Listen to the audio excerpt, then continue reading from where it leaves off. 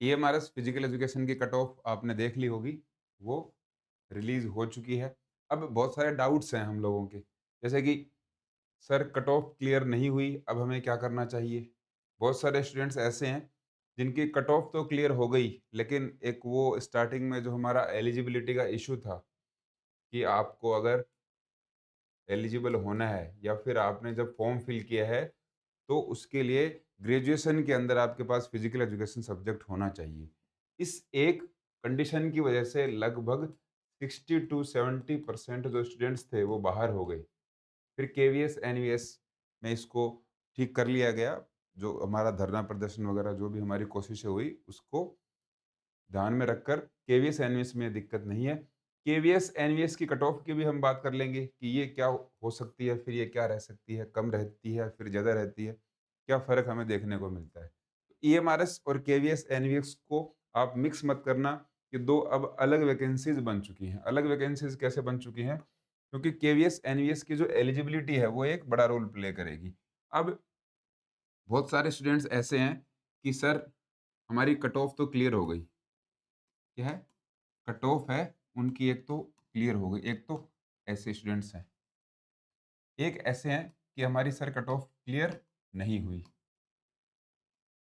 तो जिनकी cut off clear है, उनको तो अपनी प्रिपरेशन कर देनी चाहिए, पहला पॉइंट यही रहेगा।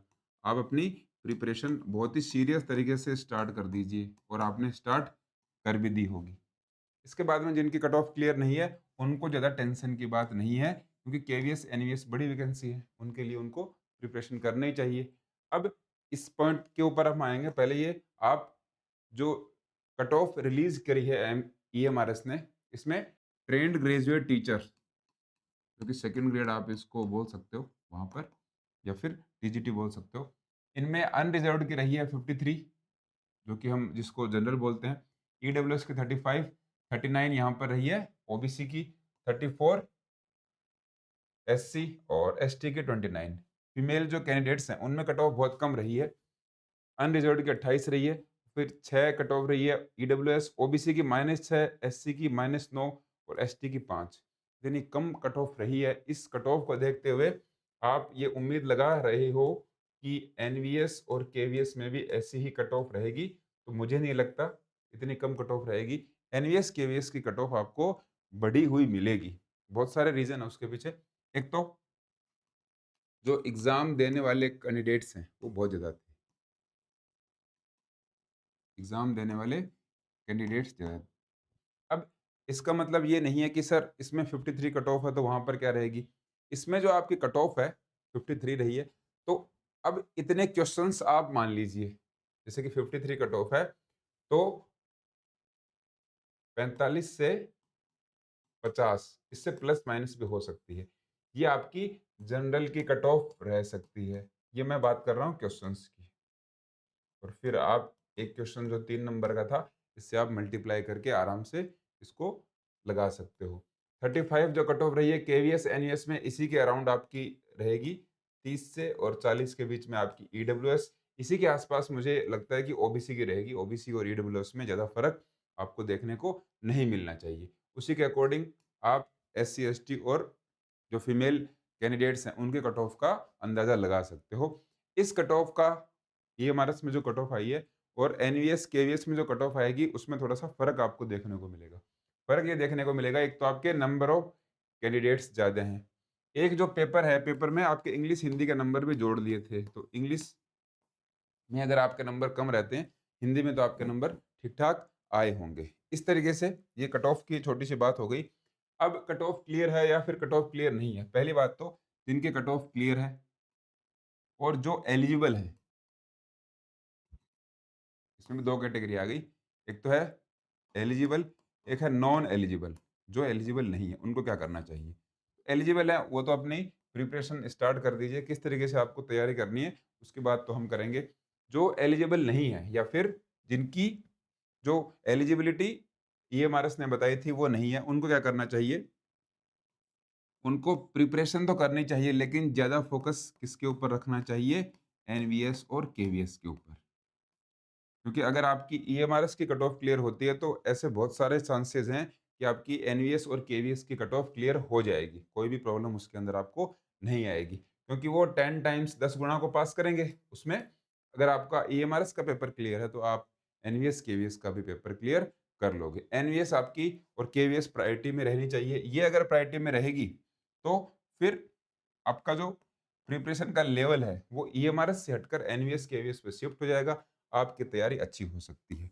दूसरा, अगर आप सीरियसली ओनली ईएमआरएस की ही प्रिपरेशन करते हो और सिलेक्शन के बाद में ऐसे चांसेस तो हैं, ऐसे बहुत बार हुआ है कि एलिजिबिलिटी के लिए आप कोर्ट के थ्रू जाकर जॉइनिंग भी ले सकते हो। ऐसे बहुत सारी चीज़ें हैं। लेकिन ये सारा जो प्रोग्राम है, कार्यक्रम है, इसमें आपको दिक्कत हो कि सर मेरा सिलेक्शन हो गया, अब मैं कोर्ट पे जाऊँ और कोर्ट में जाने के बाद में आपको क्या रिज़ल्ट आता है, आपकी भागा-दौड़ी थोड़ी-सी हो जाएगी। इसलिए जो एलिजिबल नहीं हैं, उनका पूरा ध्यान केवीएस और एनवीएस पर होना चाहिए। मेरा सजेशन यही है। लेकिन आप लगभग सिलेबस सेम है, तो ईएमआरएस का एग्ज़ाम तो आपको देना ही है। इसका मतलब ये नहीं है कि आपको एग्ज़ाम नहीं देना। ईएमआरएस का एग्ज़ाम आप ज़रूर देना, क्योंकि एग्ज़ाम जब आप दे देते हो, उसके बाद में क्या पता कंडीशंस थोड़ी-सी चेंज हो जाएँ। एग्ज़ाम होने के बाद में कंडीशंस या फिर जो नोटिफ़िकेशन के रूल्स हैं, चेंज होना थोड़ा मुश्किल है, लेकिन क्या पता ऐसा हो जाए। अगर हो जाता है, तब तो आपको ईएमआरएस में कोई दिक्कत नहीं है, नहीं तो आपको एनवीएस, केवीएस के ऊपर आपको पूरा शिफ्ट हो जाना चाहिए। फिर बात करते हैं कट ऑफ की।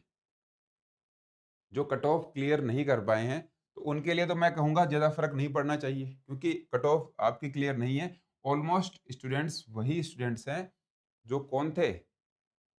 जो एलिजिबल नहीं थे, क्योंकि हमारे पास ग्रेजुएशन के अंदर फिजिकल एजुकेशन बहुत सारे स्टूडेंट्स के पास नहीं होती। आपको आपके पास तो कोई ऑप्शन नहीं है, तो आपको तो जो अपनी प्रिपरेशन है, वो आज से स्टार्ट कर देनी चाहिए। ज़्यादा टाइम मुझे नहीं लगता मिलेगा, 2 से 3 महीने मिलेंगे। गवर्नमेंट पूरा मूड बना चुकी है कि आप सभी को जल्दी जॉइनिंग मिले। तो अगर गवर्नमेंट ये मूड बना चुकी है जल्दी जॉइनिंग मिले, तो आपको भी लेट नहीं करनी चाहिए। अब ये आप तैयारी किस तरीके से करोगे? तो बहुत ही सिंपल सा तरीका है। केवीएस, एनवीएस और ईएमआरएस का हमारा ऑब्जेक्टिव और सब्जेक्टिव का एक साथ जो कोर्स है, वो आपके लिए स्पोर्ट्स इंजीनियर एप्लीकेशन पर है। ये कोर्स कहाँ पर मिलेगा, एप्लीकेशन कहाँ पर है? तो ये जो वीडियो आप देख रहे हो, इस वीडियो के डिस्क्रिप्शन में आपको मिल जाएगा। जो लिंक है वो मिल जाएगा, उस लिंक पर क्लिक करके आप कोर्स को ले सकते हो। क्या मिलेगा इसके अंदर? एक तो है सब्जेक्टिव एग्ज़ाम, जो टियर 2 की आप अगर प्रिपरेशन करते हो, तो सब्जेक्टिव जो एग्ज़ाम है, इसके अंदर बहुत सारे क्वेश्चन्स आते हैं, 30 क्वेश्चन आते हैं, 50 क्वेश्चन आते हैं, जो भी है, उनकी पूरी आपकी प्रिपरेशन हो जाएगी। और क्या-क्या मिलेगा? सबसे पहले तो एक आपके लिए जो फ्री क्लास है, वो प्रोवाइड करवाई गई है। उस क्लास को आप देखिए। उस क्लास में इस कोर्स के अंदर क्या-क्या मिलेगा, वो पूरा बताया गया है। उसमें कैसे हम इस कोर्स की प्रिपरेशन करेंगे, क्या-क्या इस कोर्स के अंदर आपको मिलेगा। 300 से ज़्यादा वीडियोज़ इस कोर्स में आपके लिए अवेलेबल हैं। ये आपके रिकॉर्डेड और लाइव क्लासेस रहेंगी। ऑब्जेक्टिव का जो पोर्शन है, लगभग आपको रिकॉर्डेड ही मिलेगा। लाइव में कोई 1-2 सेशंस आपके लिए रखे जाएँगे। सब्जेक्टिव जो एग्ज़ाम है, वो लाइव और रिकॉर्डेड दोनों फॉर्म में मिलेगा। इसके साथ-साथ एग्ज़ाम की गाइडेंस है, उसकी स्ट्रेटजी, टाइम मैनेजमेंट के अंदर जो वीडियोज़ हैं, उनमें पहले ही हम बता चुके हैं। इस कोर्स की 3 से 4 क्लासेस अभी तक हो चुकी हैं। केवीएस, एनवीएस के लिए अगर आप सीरियस हो, तो आपको इस कोर्स में ज़रूर अवेल करना चाहिए। इस कोर्स से बाहर मुझे नहीं लगता आपको एग्ज़ाम में कोई क्वेश्चन देखने को मिलेगा, कोई कंटेंट देखने को मिलेगा। बहुत ही मेहनत से और अच्छे तरीके से इसको डिज़ाइन किया गया है। फ्री पीडीएफ आपको नोट्स मिलेंगे। इन फ्री पीडीएफ नोट्स में प्रैक्टिस सेट भी आपको मिलेंगे। प्रैक्टिस सेट में ऑब्जेक्टिव के प्रैक्टिस सेट तो आपके पास रहेंगे ही रहेंगे, सब्जेक्टिव के प्रैक्टिस सेट भी रहेंगी। हमने क्या किया है, आपकी जितनी भी यूनिट हैं, सारी यूनिट में से क्या किया है, 30 क्वेश्चंस को, जो पॉसिबल क्वेश्चंस हैं, एग्ज़ाम में आ सकते हैं, उनको इंक्लूड किया है। उन क्वेश्चंस में से अब आप किस तरीके से उनको अटेम्प्ट करते हो, उसकी स्ट्रेटजी पूरी बताई गई है। रेगुलर आपके जो डाउट सेशंस हैं, वो होते हैं वीकली बेसिस पर, क्योंकि ज़्यादा क्लासेस हम क्या रखते हैं, ऑब्जेक्टिव के ऊपर रखते हैं। सब्जेक्टिव में आपको गाइडेंस दी जाती है, क्वेश्चंस को कैसे अटेम्प्ट करना है, टाइम मैनेजमेंट को कैसे सँभालना है। सबसे बड़ा रोल टाइम मैनेजमेंट का ही रहेगा। और उसकी तो कोर्स की जो वीडियो है, उसके अंदर बात कर रखी है। बहुत ही बढ़िया तरीके से ये समझाया गया है। फिर प्रीवियस ईयर जो क्वेश्चन पेपर्स हैं ऑब्जेक्टिव टाइप में, उनको डिटेल में डिस्कस किया गया है। मॉक टेस्ट यहाँ पर आपको फ्री में दिए गए हैं। फ्री मॉक टेस्ट है, जितना मर्ज़ी है आप उनको एक्सेस कीजिए, जितनी बार है उनकी आप भी प्रैक्टिस कीजिए। कोर्स की जो फीस है वो 1999 रखी गई है। अब अगर आप जल्दी 5 फरवरी तक इसमें एक छोटा-सा हमने ऑफ़र रखा है, वो आपका रखेगा लकी ऑफ़र है 40% ऑफ का। 5 5 फरवरी रात को 12 बजे तक अगर आप इस कोर्स को अवेल करना चाहते हैं, तो आपको 40% ऑफ के साथ ये कोर्स मिल सकता है। ये जानकारी थी कि आप तैयारी किस तरीके से करोगे, ऑब्जेक्टिव और सब्जेक्टिव की आपको एक साथ तैयारी करनी पड़ेगी। क्या स्ट्रेटजीज़ रहेंगी, क्या सारी चीज़ें हैं, आपको पूरा जो प्लानिंग है, पूरी प्लानिंग यहाँ पर हम इस कोर्स में डिस्कस कर चुके हैं। जो कुछ क्लासेस थोड़ी बहुत बची हैं, उन क्लासेस में गाइडेंस के रूप में आपको क्या आपकी स्ट्रेटजी होनी चाहिए एग्ज़ाम के अंदर, वो सारा हमने डिस्कस किया है। इसके अलावा मुझे नहीं लगता आपके कोई क्वेश्चन होंगे। आपको केवीएस, एनवीएस पर ज़्यादा फ़ोकस करना चाहिए, अगर आप एलिजिबल नहीं हो तो। एग्ज़ाम की अगर बात करें, एग्ज़ाम आपको ईएमआरएस का भी देना है। इसके अलावा अगर आपको कोई क्वेश्चन रहते हैं, तो वो क्वेश्चन हम जब केवीएस, एनवीएस की क्या आ जाएगी, कट ऑफ आएगी, उसमें बहुत डिटेल से आपके साथ डिस्कशन करेंगे। फिलहाल इस वीडियो में इतना ही। धन्यवाद।